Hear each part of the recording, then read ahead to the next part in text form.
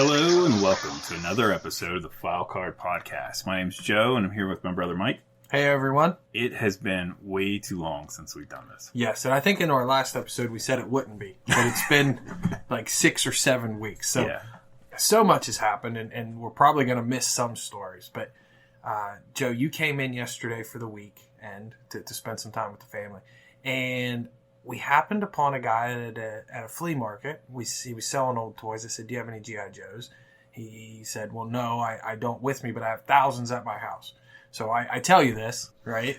And I'm not so sure. I'm like, you could literally say, I met a guy at a flea market. He tells me he has thousands of G.I. Joes in his basement. I don't know if you said basement, but that's what I imagined in my head. We walk down some creaky stairs, and then there's just like Joes galore. That's what I was picturing, right? And he seemed legit, right? He wasn't. Mm-hmm. He didn't seem like a carnival salesman type of guy. Like it seemed like he might actually have them. So we set up a time. We went over, and he has a bunch of played with G.I. Joes. Yeah, like you said, boxes of Joes. Well, first off, he only brought out a small box. Not his best box either. No, by no means. But do we really want to get into this today? No, but it was just, it was a fun day yesterday. It was the first time we ever showed up at somebody's house to look at G.I. Joe. Well, here's the best part. You did it twice yesterday. I did because my wife's friend from high school, she put out something on Facebook, asked if anybody had anything, and he had mostly modern Joes, but he had a few old ones, and the big haul was for Eli, and that was the Tomahawk. All right. This is what I'm going to say. I'll say we put a pin in it right here. All right, and then we'll do a show, and we'll just call it The Stranger's Basement. We'll tell everybody about what we got. Yes, it was good stuff. We had a good I had a great day, and it was a nice haul, and we needed to get a picture of that, of all three of our stuff together. Yeah, we'll wait till we do the show. Probably around Christmas is probably when that one will come out. Yeah, the way sorry, guys. So we want to say thank you. There's a handful of you guys out there who have been listening to the show and saw us on the social media sites and realized we needed some help. And you guys helped us out. So we want to just give a shout out to Sprawling for helping us out with the general. Really appreciate that. Hey, Luke B with the Still Brigade. The Modern guys, we are planning, Luke, to do a whole Still Brigade show as soon as we acquire a few more. And we'll definitely talk about them and tell the story. And then the Toys R Us Kid, we want to say thanks for sending us the hammer piece that we needed. What was the gentleman's name that helped us out with the Chuckles set? Scott, thank on you. Twitter. So, listen, guys, to say thank you, we sent you guys all out beer koozies. So by the time you're listening to this, you should have your own File Card Podcast beer koozie. Highly collectible in the secondary market.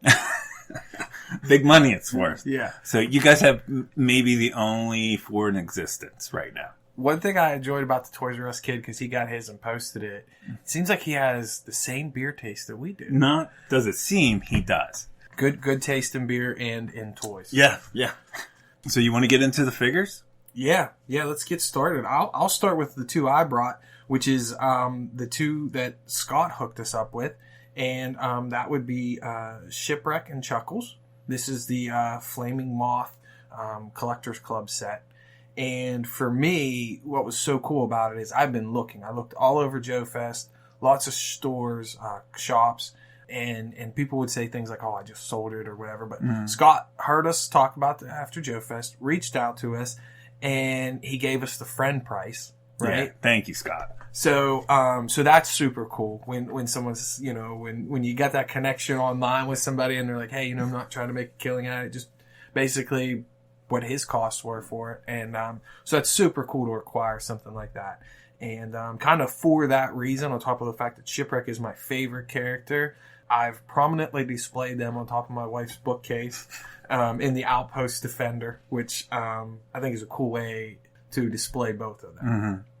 So I'll get started with maybe the controversial of the 2, which is Chuckles. I think a lot of folks seem to think that it matches too closely to the original. What are your thoughts? Now, see, I hear that about kind of both of them, and I disagree. I think they paid tribute to the originals, but gave them a little bit different scheme.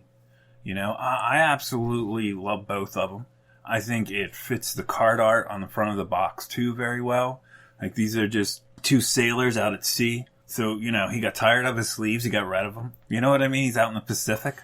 Yeah, he's not worried about that. And I think they're great. Because I told you were both the original head molds. That up on Joe, and that they made new molds for both of these characters. But they stayed so close to the originals. Oh, they did. I mean, one thing I enjoy is version 1 figures, Sumbo series stuff. You know, we've talked about that a lot.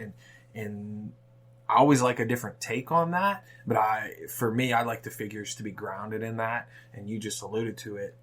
These guys capture that perfect for me, right. You know, and some folks want a totally different feel to it, and I understand that, but for us and what drives our interest, I think these are both perfect, and I assume, I don't know this for sure, but with the Shipwreck, you know, the Brazilian Shipwreck, the Tiger Force one, I assume that mold went with them, and it's probably gone for forever. But when you look at this sculpted head and you look at this figure, it gives me hope that if they ever bring back the O-rings, that they can still provide a really neat Shipwreck that pays tribute to the original, to version 1. Yeah, you know what else I loved about it is they gave him a tattoo again.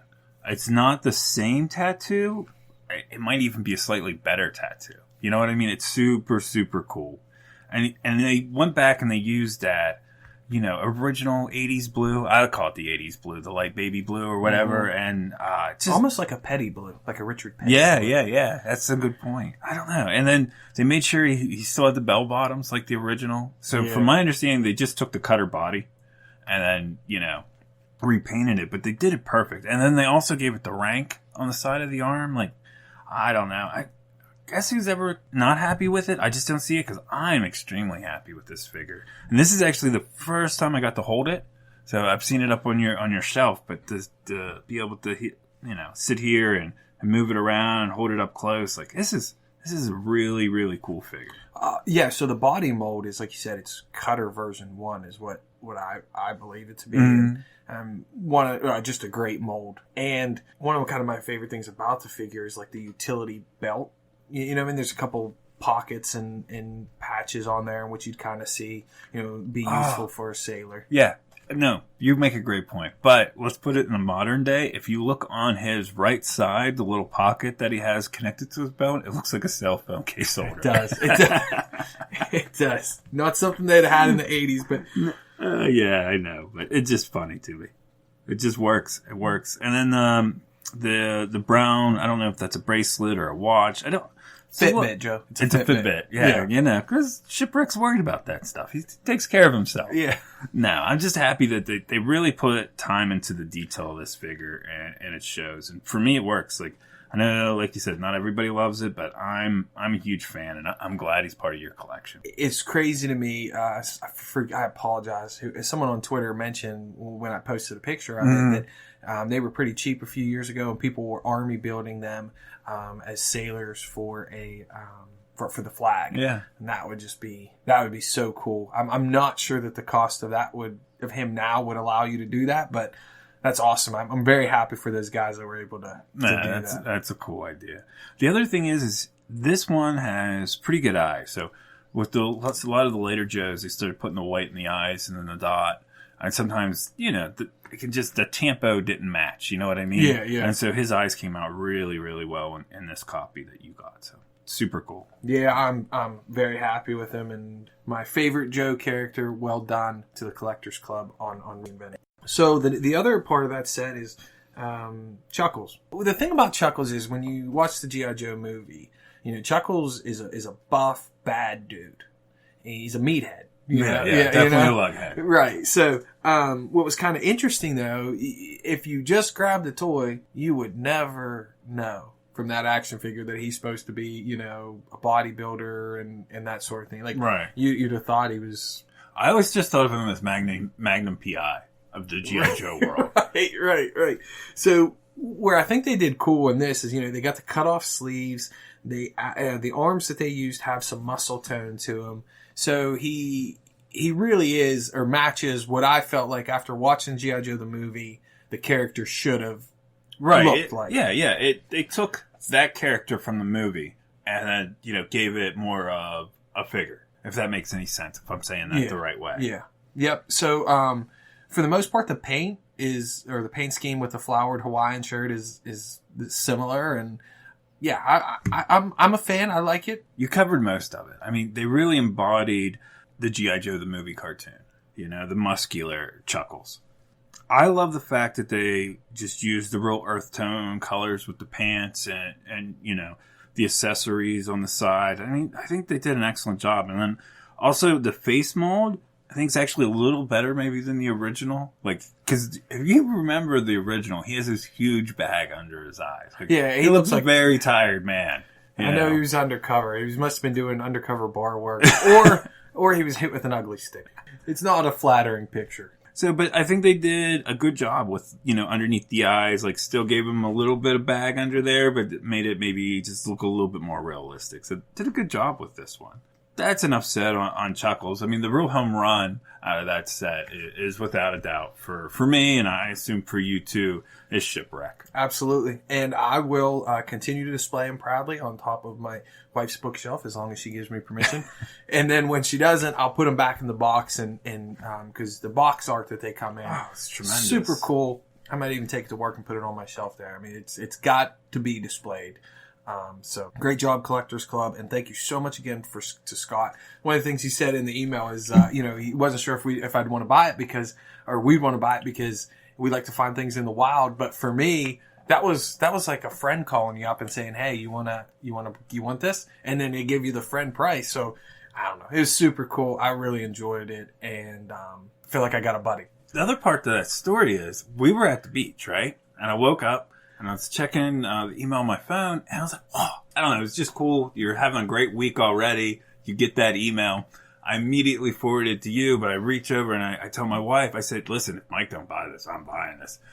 Yeah, hopefully we'll come across another one someday. Yeah. But, yeah, thanks again. So what figure do you got for us, Joe? All right. This figure here is one we didn't have as a kid, but that is not what I thought. When we got back into Joe, I actually believed in my mind that we had this figure because I spent so much time thinking about it.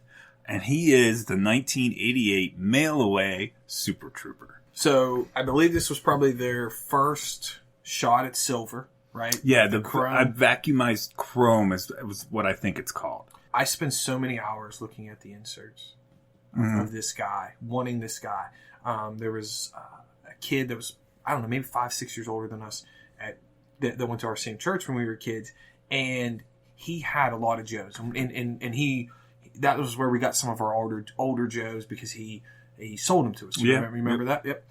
He had this guy and would not sell him to us. I don't know if do you remember that? I have very vague memories of that. Yes. Okay, so he sold us lots of you know, those 83, 84, 85 stuff, you know, when we were just a few years old, you know, later on when we started getting into him. But he wouldn't come off of this guy. You know, like, this was a guy he wanted to keep. And I remember he was sitting in his room on a foot peg and just looked completely awesome. Just like he looks like in front of us right now. You know, I remember him being shiny. So seeing him in front of me now with that awesome shield and that coal black hair, like, the dude's a bad A. There's just no other way to say it. No, as a kid, let me backtrack a little bit. So when we got back into collecting and we started talking about it, I asked, I said, didn't we have the Super Trooper? And you're like, no, we never did. And I had to think about it for a while. Because I have memories of actually playing with him down at the creek and making him push Cobra Troopers into the creek and them running down. And then remember the little bridge we had down there? Yeah. Like taking him on there. I actually had the memories of that. But those never happened. I just spent so much time as a kid thinking about if I had him, this is what I would do with him. That I actually thought those were real memories. That's awesome. That is so cool. So, but to tell the story about how I got him, so it showed up on the Toy Depot's Instagram site. Like they just, you know, once a week, every 2 weeks, something like that. They'll take a picture of their Joe section. And he was on there and I, you know, zoom in and I was like, that's a really good price. So, but it was right before Joe Fest. So we get down to Joe Fest. Toy Depot is a huge success down there. It's like one of your best parts of Joe Fest. Was their booth. Worth the trip to Joe Fest alone. If you're a G.I. Joe collector. Especially just getting started. I mean, they had so much. Yep. So much. But they didn't have him. And I was like, okay. Well, plus, he was sealed. That was the other thing about it. So, they didn't have him down there. I checked it out. A little disappointed for a moment, but there's just so much at Joe Fest. You're excited, So then a couple weeks later, once after Joe Fest is over, back home, I got to go back out to Indy for work. And I'm like, the Home Depot, I could stop. I could stop at the Toy Depot on the way.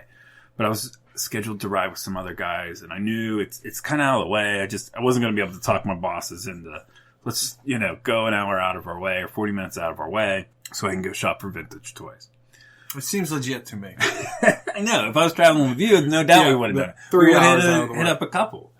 So, but anyway, I finagle some things so I can travel alone. And bam, I make the detour, get down there. They had him. What was awesome about it is it was sealed content slightly. It came in the bag, but it was slit on the side. So to me, it was the best of both worlds. It was a brand new figure, but I didn't have to feel guilty for taking it out of the original package. Right. And I mean, it's just absolutely perfect. That the metal, I don't know, the silver, whatever you want to call it, just so shiny. And the helmet, I didn't even put the helmet on him because I was just worried about scratching the hair. You know what I mean? But the other thing about the figure is, as an adult collector looking at it, he not exactly what I remembered in my head. You know what I mean? I imagined a slightly different sculpt. It was in my head. But I think that was because of the commercial. Do you remember the commercial? No. So it's just this amazing commercial. It's just like a young dude, buff dude, running around a warehouse with this silver shield, just like mauling over Cobra Troopers. Is it on YouTube? Yeah. I'm looking it up. Yeah, it's awesome. And that's what sold us. And like the file card talks about how it's like he goes to this secret school that's so secret it doesn't even have a name, to build the world's best trooper, the U.S. military to build the ultimate super trooper. I don't know, just super, super cool. But this is what I'm worried about. So I got him out of the package. And that vacuumized metal, I'm doing my best not to, touch it up too much or get, oils on it or whatever. If anybody knows how to keep that silver bright and shiny, just maybe shoot us a message on Twitter, Instagram, Facebook. We're on all of them. Just shoot us a message because this is amazing and I'm so glad to have him as part of our collection. I just would like to keep him the way he is. One of the things I like about him is he looks like he has a little bit of a belly. So any of the guys that look like they have a dad bod, I'm like, I'm akin to them. I have an affinity for those figures. I feel like Super Trooper, is kicking butt Monday through Thursday, but Friday and Saturday he's having a beer. Right, and it's not like low carb beer, Michelob Ultra. He's drinking some IPAs. Yeah. So for you and I, like you have a collection, I have a collection, and then we have a couple things that we've went half on. Mm-hmm. One of those being the vintage Tomahawk, which I've told you, anytime you want to display it, you can. It's been at my house for a while. But a lot of times, like, if you buy something, then I'm like, okay, I don't need to buy that because Joe has that. Right. Although it's yours. This is a figure, though, it sits in front of me that I will not feel that way. Like, I want him at my house so that I can do my own little display of him. He's cool, super cool. That cool. So hopefully I can find him in sealed contents in the bag or one that was in the dark for years or something, right? Because he's not really hard to find. He's just hard to find in this good a shape. Yep. Yeah. I recently got my display case, and I want to talk about that on a different show where I got to put my Joes out. That'll probably be 2020 Valentine's Day show. It's probably when we'll get to that. Yeah. We're gonna get better at this. I swear, we're gonna get better at this. So, but he was. The moment I was like, you got to figure out what figures you're going to put in there, right? I always knew he was on that. He was on that short list that was getting there. And the other thing is just awesome is, we didn't have that one. And now we do. Right. So it's cool 30 years later to be able to, check that block. And that's something that I enjoy about collecting and like talking to different guys is, for you and me, we have the Super Trooper memory at Damien's house, right? We wanted it, couldn't buy it. Mm-hmm. And Damien was awesome. He sold us a lot of Joes. Yeah. But for everybody's got like a different guy. You know what I mean? And that's very, very cool. You'll come across somebody and they'll be like, this is a guy I love. And, to you and me, we're like, Okay. You know what I mean? Like, another guy that I hold in high esteem is Stalker, the one with the extra canoe. Yeah. 89 Stalker. Yeah. In my mind, I passed on him so many times, but I thought, what a value, right? He's the normal price and he comes with a canoe. Oh, you know what? Why I never bought him was because he was in snow gear. And me and you were so crazy. Well, we're crazy today, but we were just as crazy as kids because your snow guys couldn't battle with the other guys because you had to have all snow people for a battle. Right. You know, so I never bought him, but now I'm looking back on it. Like you said, that canoe, it's a great character. The character's great. The figure was great. I should have picked that one up. What an extra value. Yeah, I love how, because some folks would be like, Super Trooper, just not my thing. You know, so it's always neat to see who values what and who gets excited about what. And so many times it has to do with those childhood memories. Mm-hmm. And everyone just, had a little spin on it. So very, very cool. I'm glad you were able to pick him up and add him to the brother collection. But that's when I'm going to need my own on. Yeah. No, if you want to keep him this week, because I should be back next weekend, you can probably display him at your place. Here's what's going to happen. If he stays here, I'm going to have a battle. I'm going to nick his stuff. No. He's not staying there. Yeah. At midnight, I'm going to get out all my Joes and have a battle while everybody's sleeping. Yep. After Mike has a few beers, I assume that's what happens when the family goes to bed. There's nothing wrong with that, right? I mean, everyone got their thing. Everybody's got to have a hobby. Right. I think that's all the figures we're going to cover today, right? Today, yep. Okay, so this is another thing I've really been getting into is weapons and accessories. Trying to collect a few and starting to pick them up.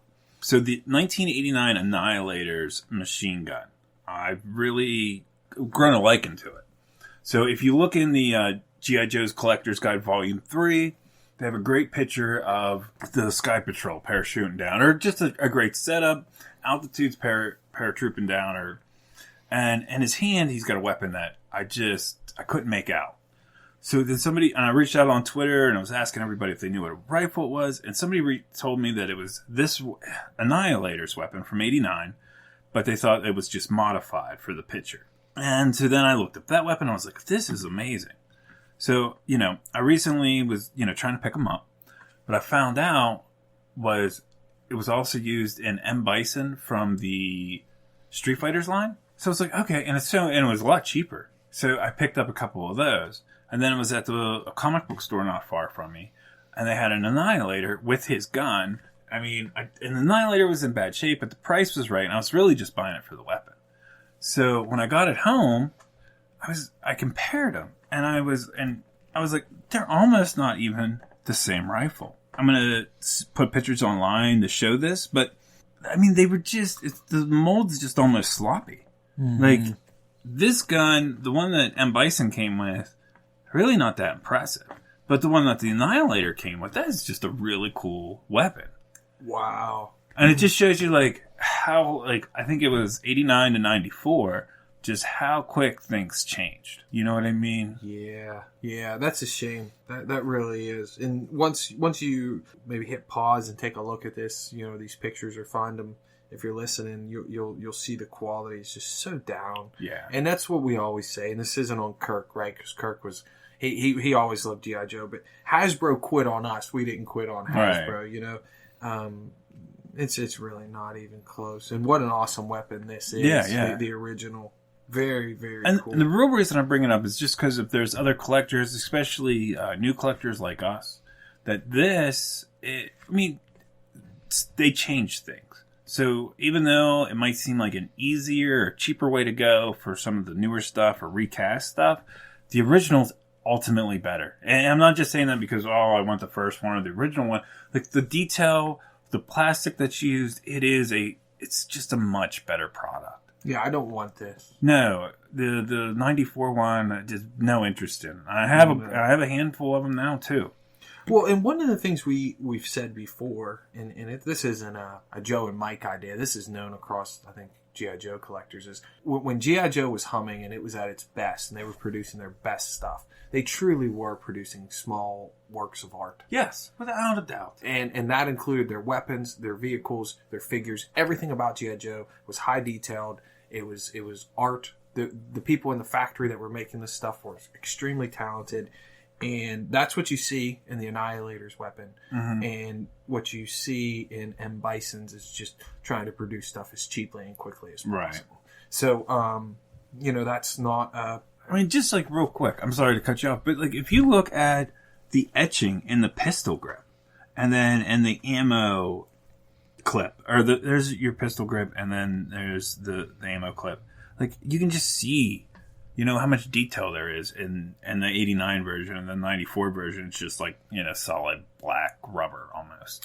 Yeah, and there's just, the dyes weren't cut. There's so much like plastic layover. Yeah. Yeah, I'm glad you saved that for the show, Joe.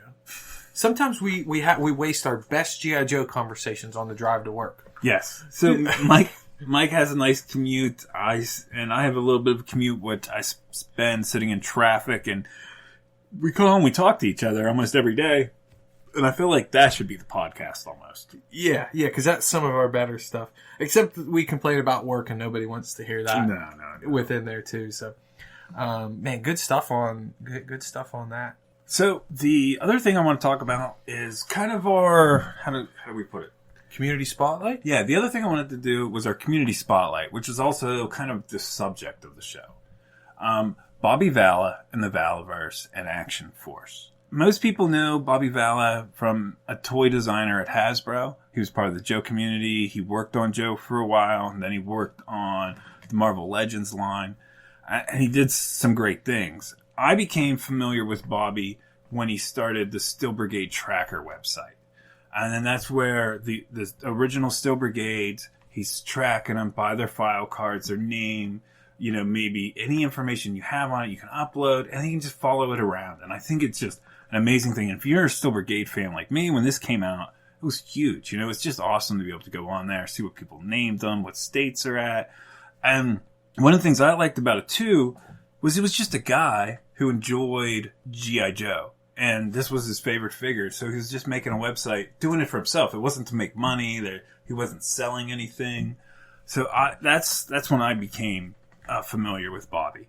Since then, he's, he left Hasbro and he's did what I think a lot of us, if you're listening to this show, would do if you won the lottery, and that is start your own toy company.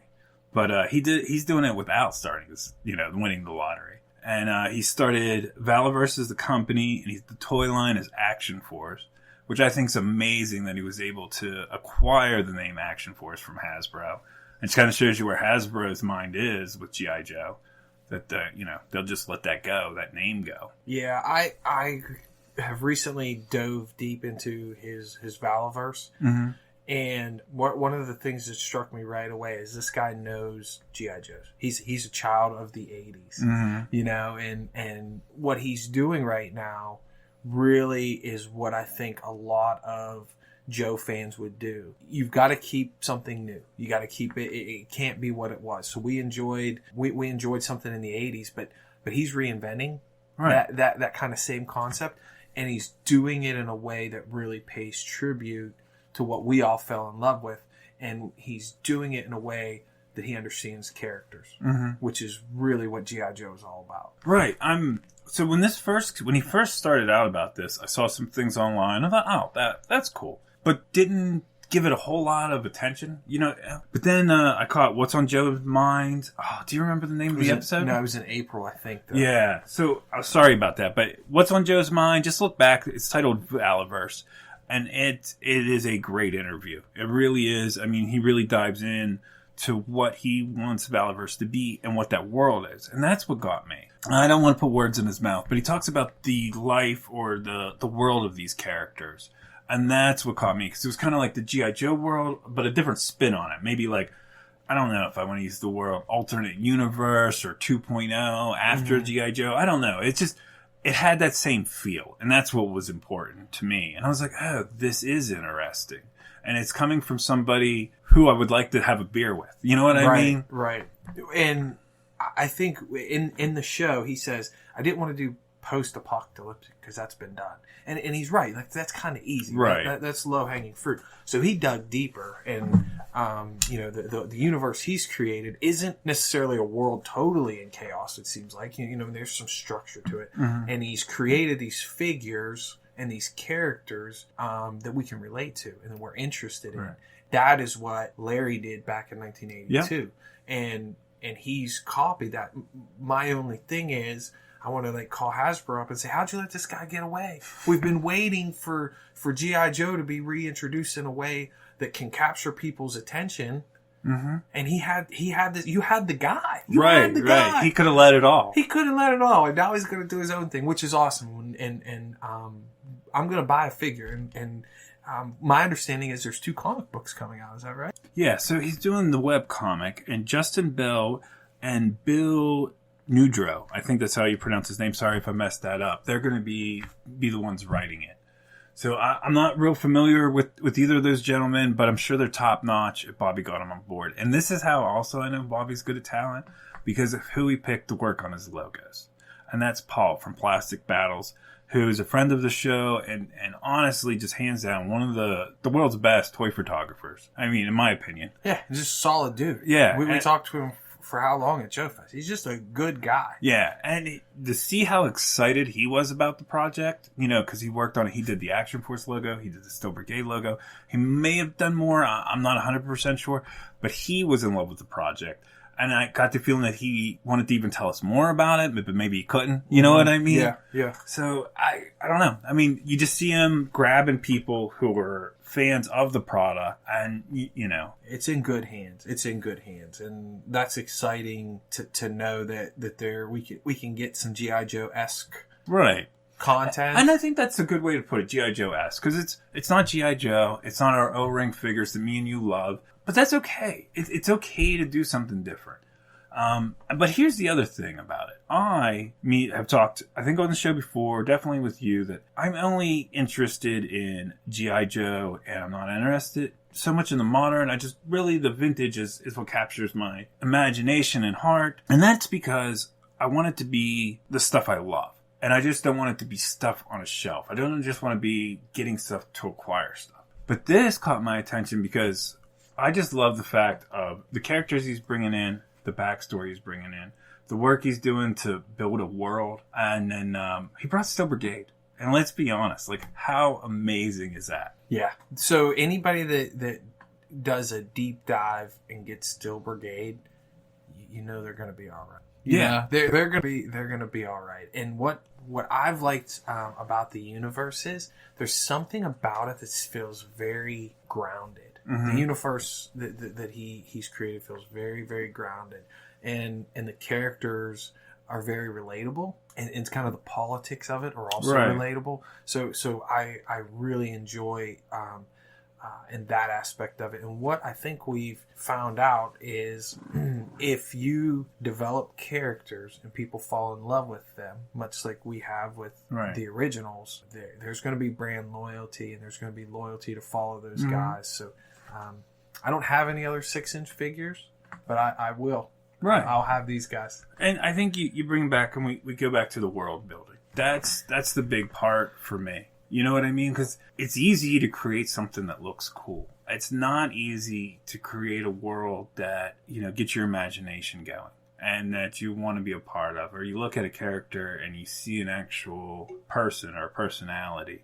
And I think he's doing that. The other thing is he's doing Steel Brigade. And I mean, his favorite figure of all time. So then he's able to own the rights to that figure and produce his own. What a cool thing. Very, very cool. This roundabout, he's going to do a female Steel Brigade figure. And he showed the pictures of it, and I thought, cool, but it didn't really capture my attention at all. And then a couple of days later, I was talking about the Steel Brigade figure, just the process of ordering it, the whole Kickstarter thing to my wife.